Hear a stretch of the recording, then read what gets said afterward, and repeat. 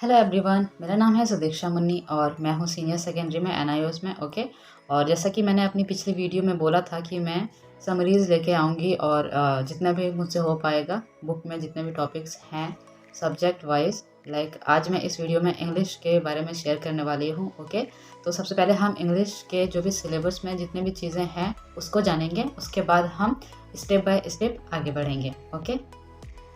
तो basically English में हमें क्या क्या पढ़ना है वो ये सारे चैप्टर्स हैं। ओके। टीए में हमें नहीं पढ़ना एज यू नो। तो चैप्टर 6 से हम स्टार्ट करेंगे। ओके। जो कि है माई ग्रैंड मदर्स हाउस। और यहाँ पे मैं डिटेल में आपको दिखा देती हूँ, अगर आपके पास ये कंटेंट नहीं है तो आप लिख सकते हो। ठीक है। तो इतना सारा हम आगे आने वाले वीडियोज़ में जानेंगे।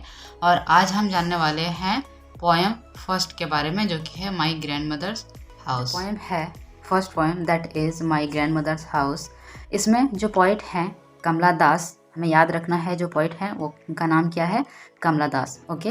तो ये चीज़ उन्होंने अपने ग्रैंड मदर को याद करते हुए इस पोएम को लिखा हुआ है। जो भी मेमोरीज़ उन्होंने अपने बचपन में क्रिएट की थी अपने ग्रैंड मदर के साथ, वो उन्होंने डिस्क्राइब किया है एज अ पोएम। और ये रिलेट करता है हम सभी से। ओके। हमने भी बचपन में मेमोरीज़ क्रिएट करी है अपने ग्रैंड मदर के साथ।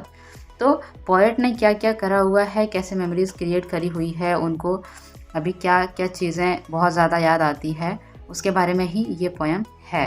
तो हम इसके क्वेश्चन आंसर पे डायरेक्टली जाते हैं, बिकॉज समरी यही है कि इसमें जो पोएट हैं वो अपने ग्रैंड मदर को मिस करती हैं बहुत ज़्यादा। अभी जो भाग दौड़ वाली टाइम उनके लाइफ में आ चुका है, उसकी वजह से वो याद करती हैं कि उस टाइम पे उनको कितना प्यार, कितना रिस्पेक्ट उनकी ग्रैंड मदर से मिला करता था। ओके। तो यहाँ पे सबसे फर्स्ट जो क्वेश्चन है आप इसे नोट डाउन कर सकते हो। What happened to the house after the grandmother died. मतलब ग्रैंड मदर के साथ क्या हुआ, मतलब उनका जो घर था उनका उस घर का क्या हुआ जब ग्रैंड मदर मर गई। ओके। जब उनकी डेथ हो गई। तो यहाँ पे आंसर लिखा हुआ है मैंने, in the poem my grandmother's house the house withdraw into silence. जो घर है वो शांति में तब्दील हो गया after the grandmother died, जब उनकी ग्रैंड मदर मर गई। तो The house became infested with snakes that moved among the books। मतलब जो भी बुक्स वगैरह है सब जैसे के तैसे रखा हुआ है घर में, लाइक हवा जम सी गई हो ऐसा फील होता है, धूल लगे हुए हैं। तो आप अपने मन से बना के भी लिख सकते हो इस चीज़ में। ठीक है। सेकेंड क्वेश्चन है, why was the poet not able to read the books.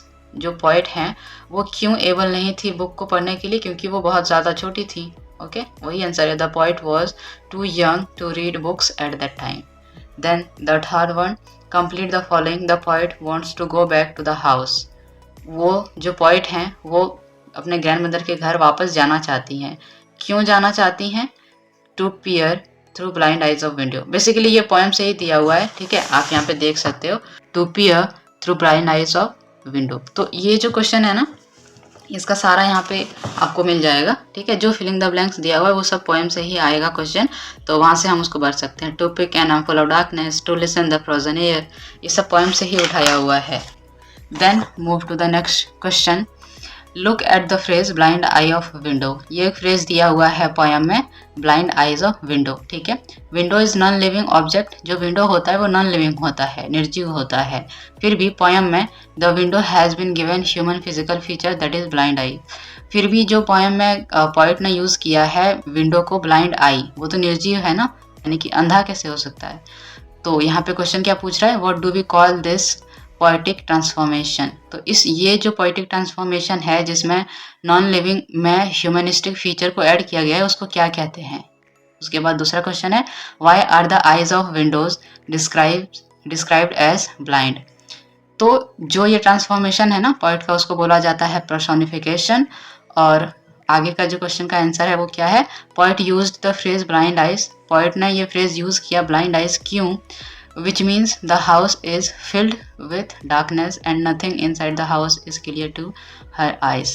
मतलब जो हाउस है वो विड्रॉ हो चुका है साइलेंस में, अंदर डार्कनेस है, कुछ भी दिख नहीं रहा बाहर से। दैट्स वाई पोएट ने ब्लाइंड आई यूज किया। Okay. Number 5, why is the air in my grandmother's house described as frozen. मतलब जो पोएम में फ्रोजन एयर का डिस्क्रिप्शन दिया गया है कि जो हवा है वो जमी हुई सी है, वो क्यों है। ठीक है। तो the house is absolutely silent, क्योंकि जो घर है वो पूरी तरह से शांत है। The frozen air is use to mention the unmoved air. जो फ्रोजन एयर है वो अनमूव्ड एयर के लिए यूज़ किया गया है।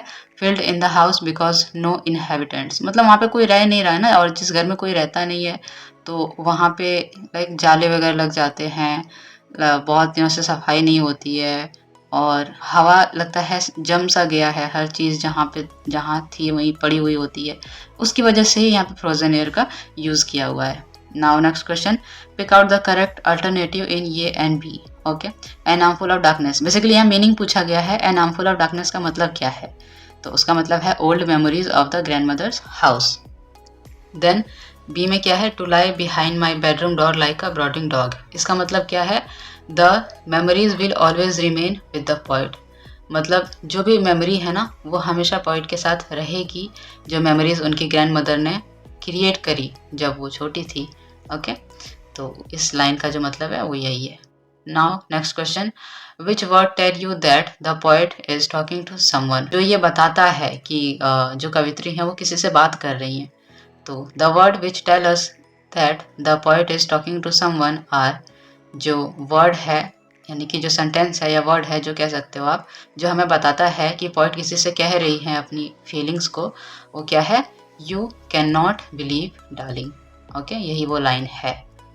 Now next question, what is she telling him और हर, वो क्या कह रही है, जिससे भी कह रही है वो क्या कह रही है, यानी कि पोएट क्या कह रही है अपने ग्रैंड मदर के हाउस के बारे में या ग्रैंड मदर के बारे में। ओके, तो she was telling that she was extremely proud of her grandmother's house where she was deeply loved by her grandmother, basically वो अपनी फीलिंग्स शेयर करती है, जो भी रिस्पेक्ट, जो भी केयर, जो भी प्यार उन्होंने ग्रैंड मदर से पाया उनकी ग्रैंड मदर के हाउस में। ठीक है, next question, in the last 3 lines of poem the poet thinks of herself as a beggar, जो लास्ट की 3 लाइनें हैं पोएट की। ओके, यहाँ पे देख सकते हो लास्ट की 3 लाइनें, my way and beg now at strangers door to receive love at least in small change, तो उसी पे यहाँ पे क्वेश्चन दिया गया है, what is she begging for, तो as we know she is begging for love, तो वो प्यार के लिए भीख मांग रही है।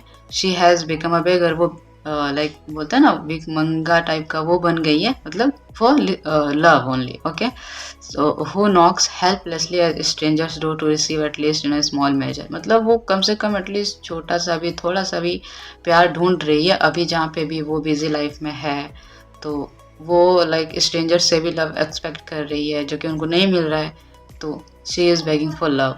नेक्स्ट क्वेश्चन है हमारा, what does she mean by small change, small change से उनका बेसिकली यही मतलब था कि मतलब थोड़ा सा भी प्यार मिल जाए, इस टाइप का। ठीक है, आप यहाँ पे नोट डाउन कर सकते हो इसका detail answer. By small change she means a little love और love in small quantity, she begged to receive at least a small measure. Okay, question number 9, cold like a moon is a simile, can you pick out another simile from poem, जो cold like moon है वो एक simile है।